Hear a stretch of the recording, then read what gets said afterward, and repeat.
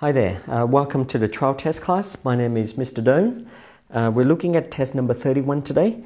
Let's go through a few of these questions together before you start doing the rest of the questions on your own. Now let's look at test 31 as we mentioned before. Now let's look at question 2 to start off with. Now I've got a pattern of 1, 1, 2, 1, 1, 2, 3, 5, 8, 13 and 21. So what is my next number after 21? Now normally what you do is you try to work out the difference between each one of these ones. So that's plus 0, plus 1, plus 1, plus 2, plus 3, plus 5, plus 8. So there's no particular real numbers. There's a lot. Increase by 1, that's the same. Increase by 1, increase by 1, by 2, by 3. Or technically, 0 plus 1 give me 1, 1 plus 1 give me 2, 1 plus 2 give me 3, 3 plus 5 give me 8. So let's apply that same principle back here. If I double check, 1 plus 1 actually gives me 2. 1 plus 2 gives me 3, 2 plus 3 give me 5, 3 plus 5 give me 8, and so on. 8 plus 13 give me 21. So if I add the two preceding numbers, so the question mark should be 13 plus 21. So that will be 33. So the pattern in this particular case, you add the two preceding numbers. So the answer will be, 13 plus 21 will give me 34. Okay, so the answer is going to be 34, which is, this case is B. Okay. So you add the two preceding or two previous number. Let's have a look at question 12. Okay, which is on page 3. There were 100 students at a picnic. Okay, let's write that down.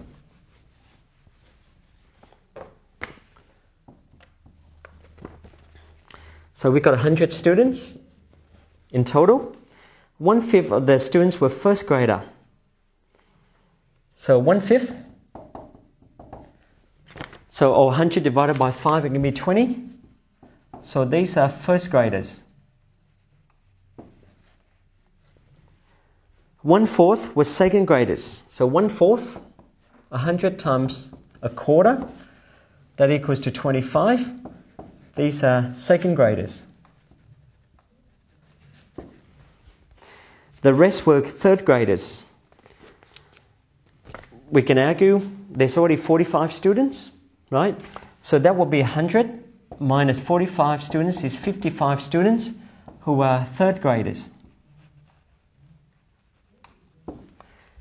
So what fraction would this be? So that's 55 over 100.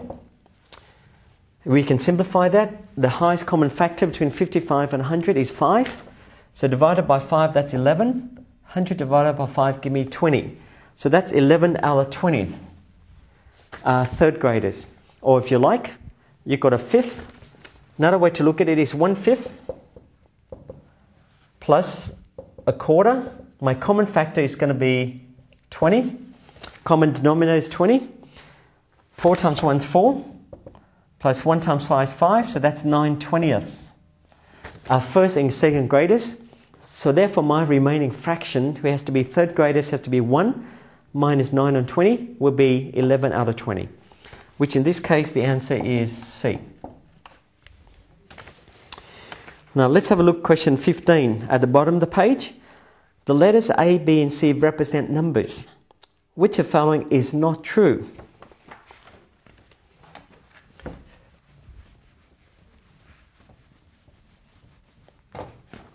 So question 15. Now, A, B, and C. Let's pick one of the answers randomly. C. If we've got A times B plus C. Now, that's my left-hand side. B plus C, you've got to leave it as it is because we don't know what B and C actually represent. If it's A multiplied by each one of these, you multiply A by each one of these numbers. So it's going to be A times B, so that's AB. Plus A times C, which is AC. Now that does equals to the right hand side, which is A times B plus A times C. So which is correct? So therefore say C is correct, C is true. Let's look at A.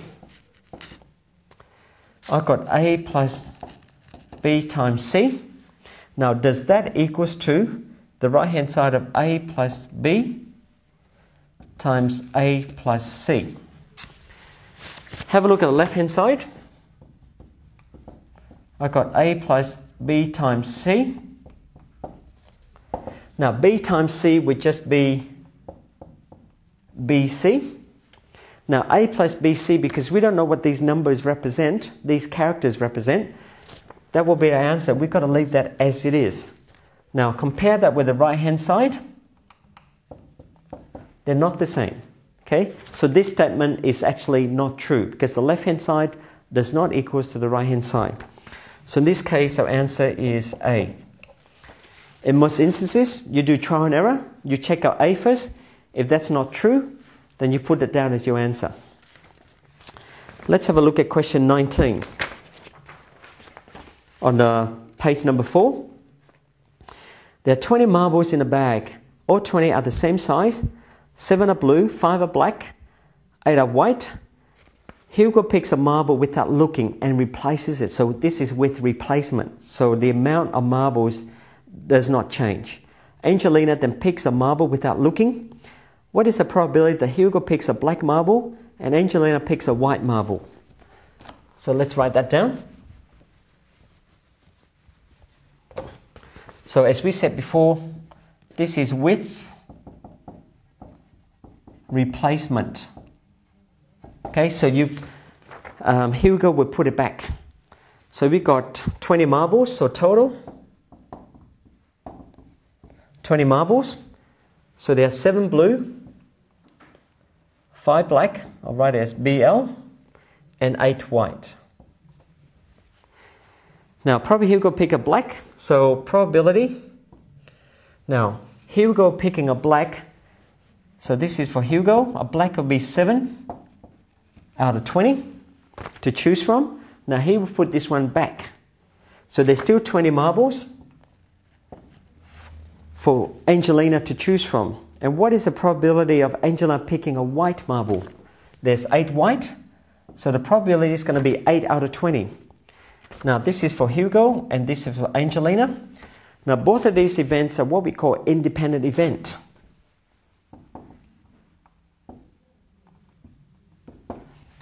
Okay, so they do not have any influence on one another.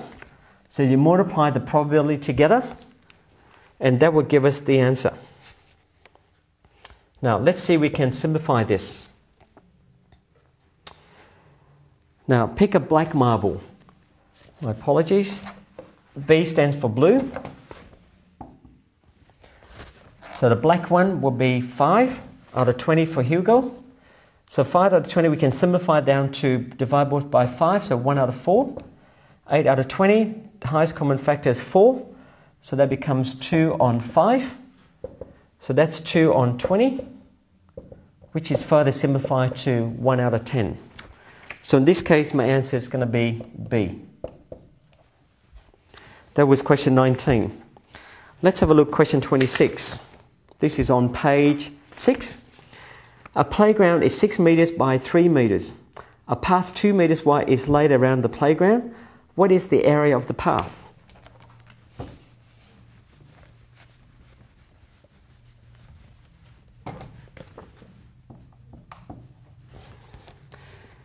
So the playground, as we know, is 6 by 3.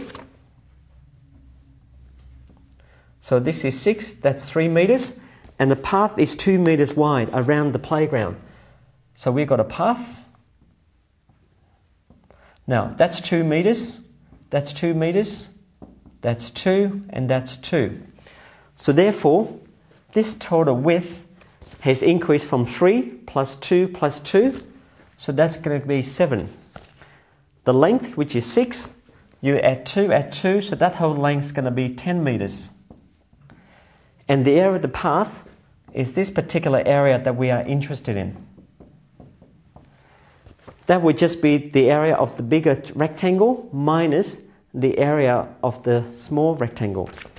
So the area would just be 10 times 7, which is the outside rectangle, minus 6 times 3, which is the area of the inner rectangle. So that's going to be 70 minus 18, and that's going to be 52 square meters. So the answer in this case, that's going to be D. Let's have a look, question 33. Okay, the ferry boat is full when it has 10 cars on board. It is also full when it has 6 trucks on board. The ferry boat never carries cars and trucks at the same time. Okay, so they don't mix. The ferry boat made 5 trips across the river. It was full on each trip. It carried a total of 42 cars and trucks across the river. How many cars did the ferry carry altogether in the 5 trips? So it is full when it carries, so this is 33. So 10 cars or 6 trucks.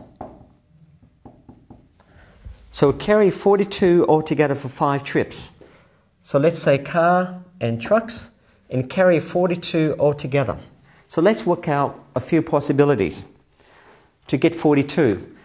So let's say if it carried 2 loads of cars, so that's 2 times 20, 2 times 10. So it had to be 3 trips of trucks, so 3 times 6. Now, does that add up to 42? 20 plus 18, that doesn't add up to 42. Let's try 3 trips of cars, so that's 3 times 10. That means 2 trips of trucks. 2 plus 5, 3 is 5 trips. 2 times 6. Now, 3 times 10 is 30, plus 12. That does equate to 42. So therefore, it made 3 trips with the cars. Each one of these trips can carry 10 cars. So you've got 30 cars altogether. So in this case, the answer is C. So do a bit of trial and error. Set up this table. Okay, and make sure the total add up to 42.